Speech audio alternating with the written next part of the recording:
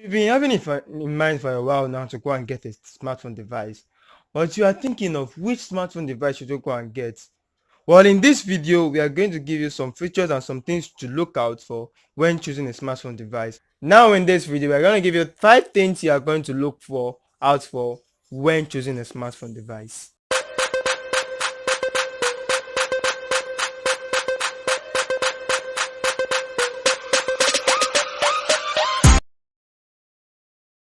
Hello everyone, welcome. My name is Samuel from the Cineman Academy. An online school was established with the aim of teaching people how to use their phones to make animations, visual effects, and more using just your smartphone. And one of the questions I get asked the most is, what type of smartphone device should I go and get?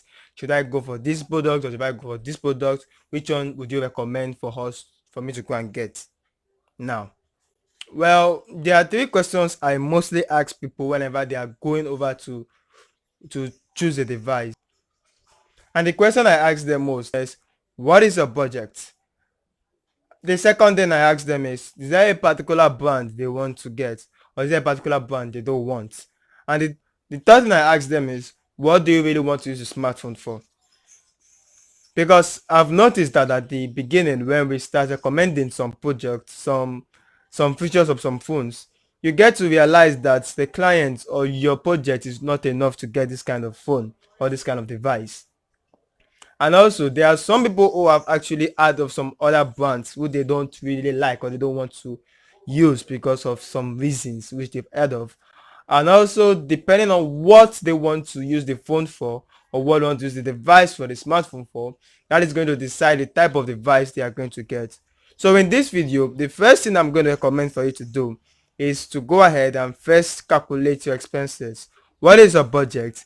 Then think about, was there a particular brand you don't want, a particular brand you want. That narrows the view a little bit more. And then what really do you want to use the device for? Because if you are choosing a device and you want to use it to make animations, what you'll be focusing on will be different from if you intend to use it to make videos or to edit.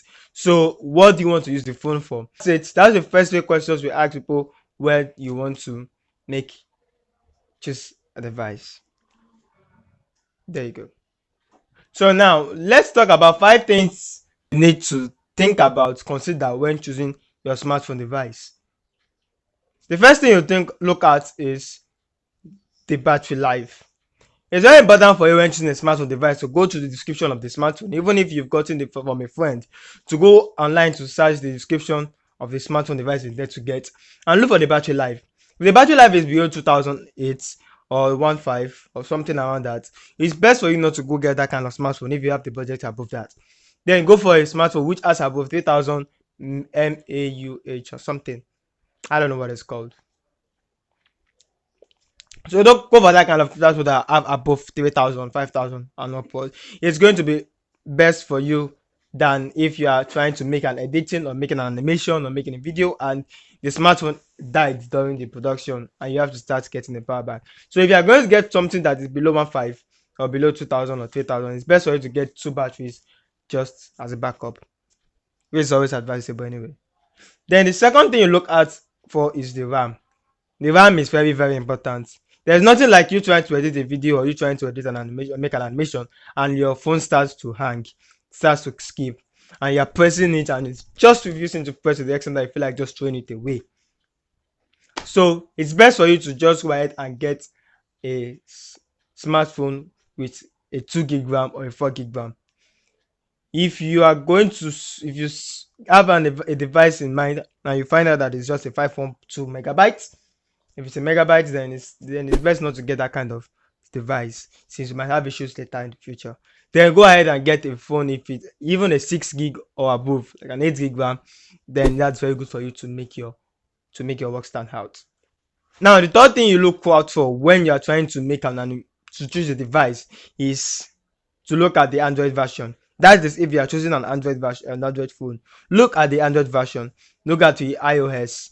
If it's going to be something below Android 5.0, many applications will not work on it. And of course, the higher the iPhone, the more the applications that can work on it. So look for the version of your phone, so it is going to determine that the type of application that works on it. So try not to go for an Android version below 5.0. And I'm talking about Android version because I use an Android phone, so I know more about it than using an iPhone.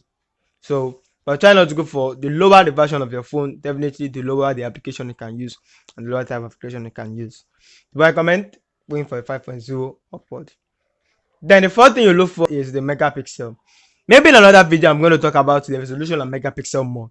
But in this video, I hope to explain to you that it's very important for you to look at the megapixel quality. If it's a phone that has a megapixel of 30 megapixel, recommendable, you can get it. 16 megapixel, fine. But anything below 13, please don't, except you don't want it to take pictures or make videos.